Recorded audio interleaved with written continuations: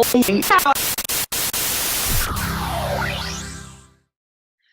to this week's episode of Humans in 5. Once again, we find ourselves at the end of a busy fall term. Every term has its ups and downs, and there are always some peculiarities to how time flies in academia.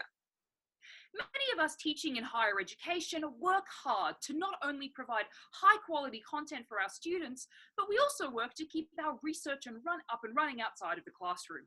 In academic institutions, we help create some of the knowledge that we teach in our classrooms. So we love spending time getting our minds engaged and our metaphorical hands dirty, exploring new knowledge.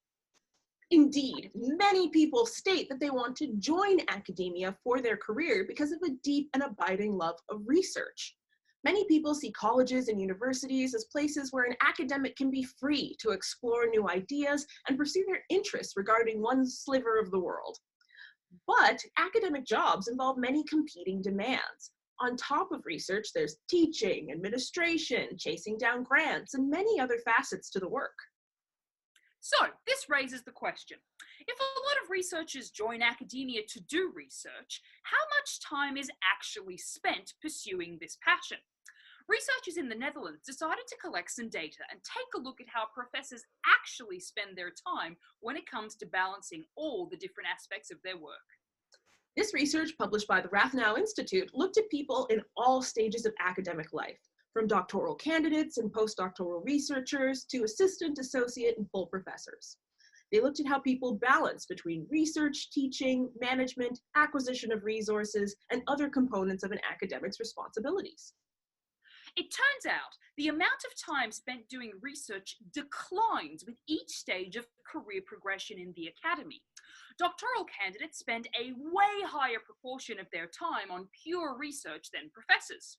It turns out that once you've completed your PhD, if you continue in academia, you'll likely never again have as much time to dedicate solely to research. Meanwhile, professors spend greater proportions of their time teaching and engaging in management and administrative tasks. They do some research, but in some cases it makes up for as little as 17% of the total work they do. Many academics are still highly motivated by their research, even if they don't get to spend as much time on it as they move through their careers. People still tend to remain engaged and invigorated by their work, even if they find themselves with less time to dedicate to that research than they previously thought.